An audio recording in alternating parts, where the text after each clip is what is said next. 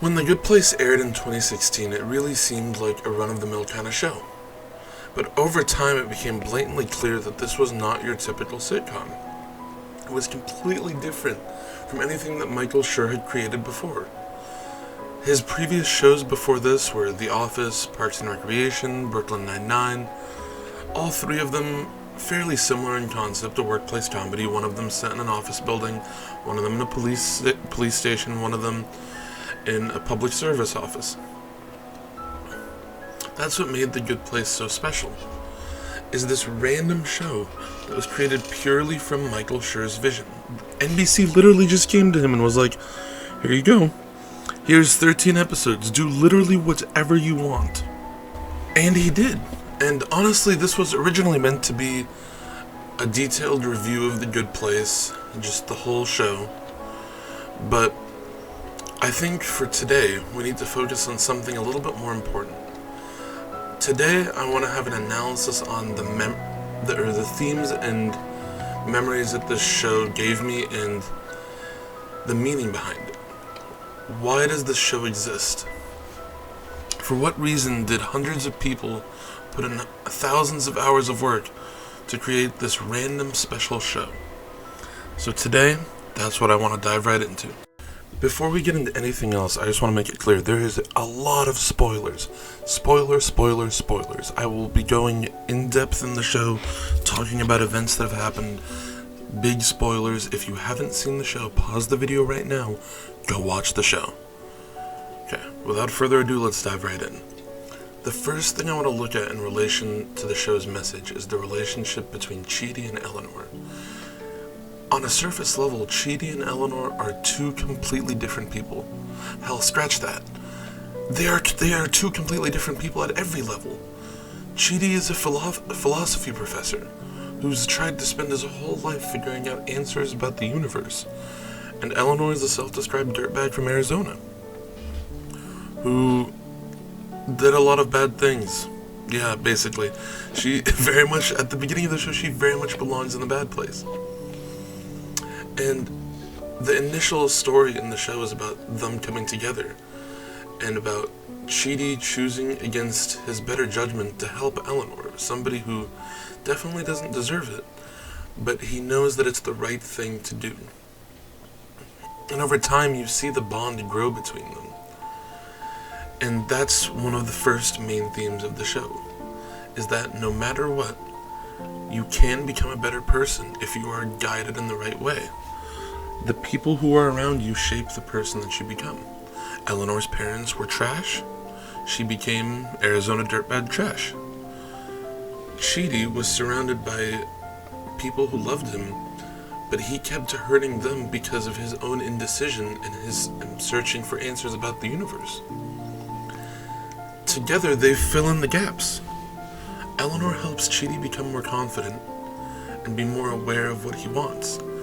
And Chidi helps Eleanor become a better person and care more about others. Neither one of them loses what makes them so special and what makes them unique. They're still the same people, but they've become better through each other. And that's what's so important. Let's take a look at this crucial scene from season 3. Chidi and Eleanor are sitting together. Chidi's about to be rebooted because Simone has been sent to their new test, and he knows that he'll screw it up if he blurts something out. Chidi in season 1 would have no idea what to do. But because of Eleanor and because of the influence she's had on him, he knows exactly what he needs to do now. He knows that the right thing to do is to sacrifice himself for his friends. It's one of the few times in the show where we see Chidi make a decision immediately. He doesn't even have to think about it. He knows that this is the right thing to do. He doesn't like how it'll end, but he knows that this is the best way to help his friends. And we see Eleanor, this person who her whole life has said that she's fine with being alone. She's fine with being a lone wolf and fending for herself. We know that's not true.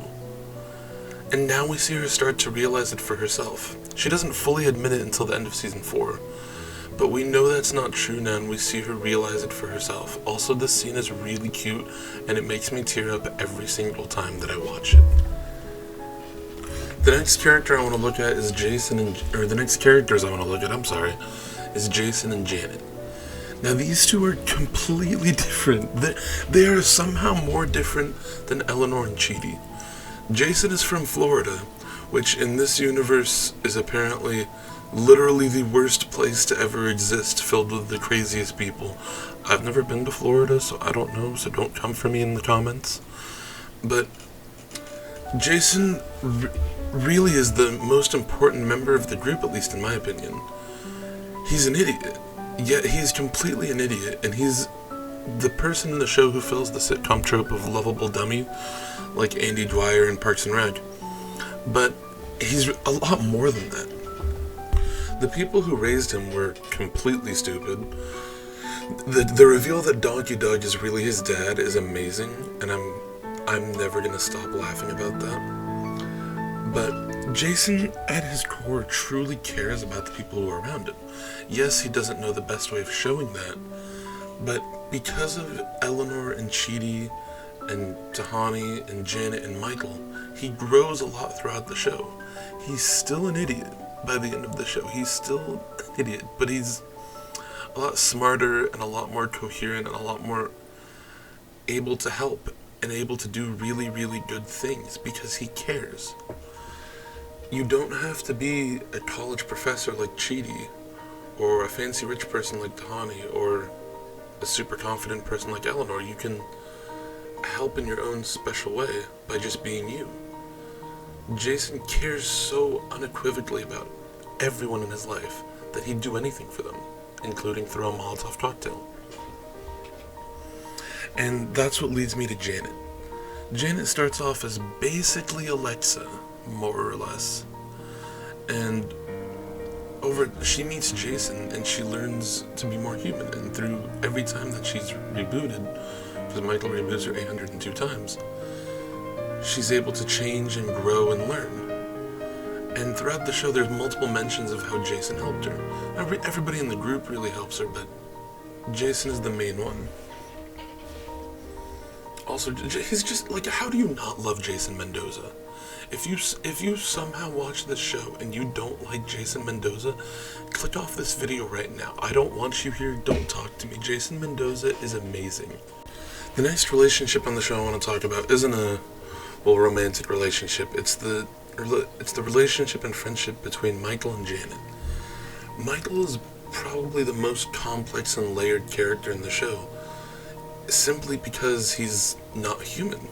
And that adds an entirely new dimension to it. Ted Danson plays him to perfection. He comes across as somebody who really loves human stuff at first, and they make us think he's an angel, and then it's revealed that they're in the bad place. But even when it's revealed that they're in the bad place, he's still Michael. Yeah, he shows more of his evil side, but he's very much still Michael. There's not much of a change besides the fact that, he's not an angel, he's a demon. But that's what makes it so much more believable that Chidi is able to teach him to be a better person in season 2. And it makes perfect sense that by the end of the show, Michael chooses to become a human. It's what he's wanted all along. He's been raised as a bad person, as a demon, but through the help of others, he's able to become better. That's what this show is all about. Eleanor helps Chidi. Chidi helps Eleanor. Jason helps Tahani. Tahani helps Jason. Jason helps Janet. Janet helps Michael. It's this pattern of just everyone helping each other. And it just shows how important the show is and how important the message of the show is. And no matter what mistakes you've made, no matter what you've done, through having good people around you and having people who truly care about you and want the best for you, that will rub off on you in a positive way, no matter who you are. In season 3, when Jason visits his dad, they think that there's no way they can help him. They think that he's beyond help, so they decide to go help Pillboy.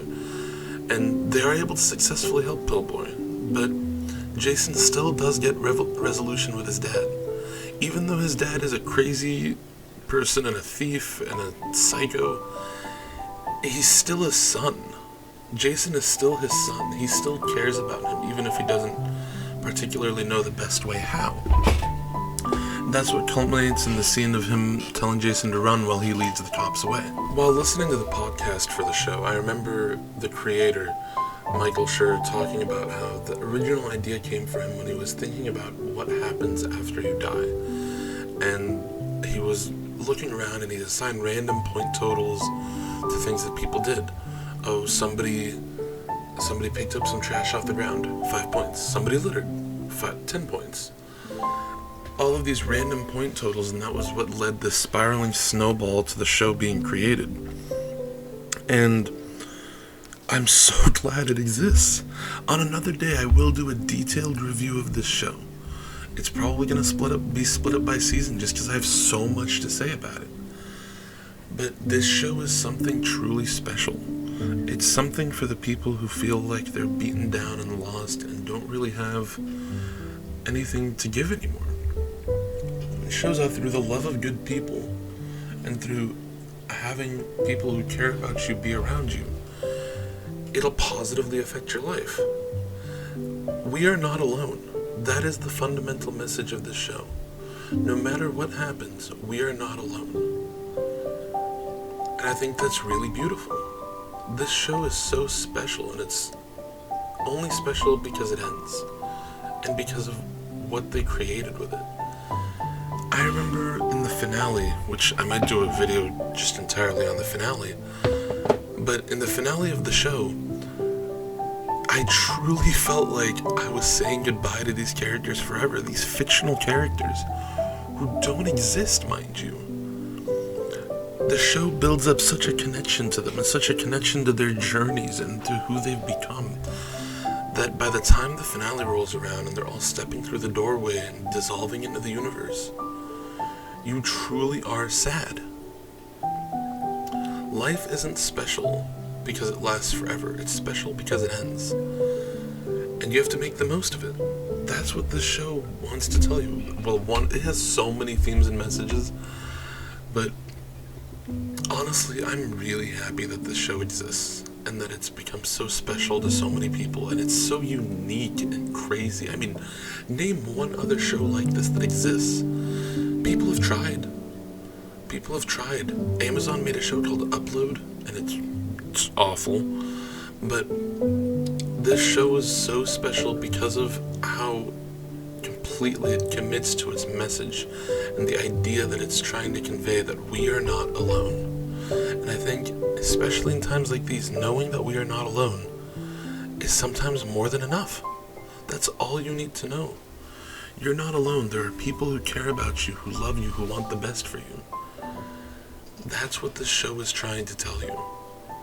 On another day, I will come back and I will review this show, because obviously there are things that I don't like about it. Obviously there are things that I wish would have been done differently, but for right now, I just want to sit here and enjoy its message and enjoy the hope that it gave to everyone who watched it. If you like this video, make sure to subscribe. Go check out my other reviews. I've done reviews of Community, I've done Agents of S.H.I.E.L.D. reviews, I've done reviews of Pixar movies. Yeah, have a good day, guys. I was never good at being sad. Partly because my mom straight up told me not to be. But this is sad, man. You got a John Locke quote or a piece of Kantian wisdom you can throw at me? Those guys were more focused on rules and regulations. For spiritual stuff, you gotta turn to the east. I'll take anything you got. Hit me. Picture a wave in the ocean. You can see it, measure it, its height, the way the sunlight refracts when it passes through, and it's there, and you can see it. You know what it is. It's a wave. And then it crashes on the shore, and it's gone. But the water is still there. The wave was just a different way for the water to be for a little while. And that's one conception of death for a Buddhist. The wave returns to the ocean, where it came from, and where it's supposed to be. Not bad, Buddhists. Not bad. None of this is bad.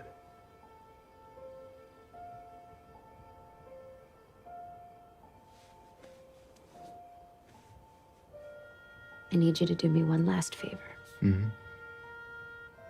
Say goodbye to me now, and leave before I wake up.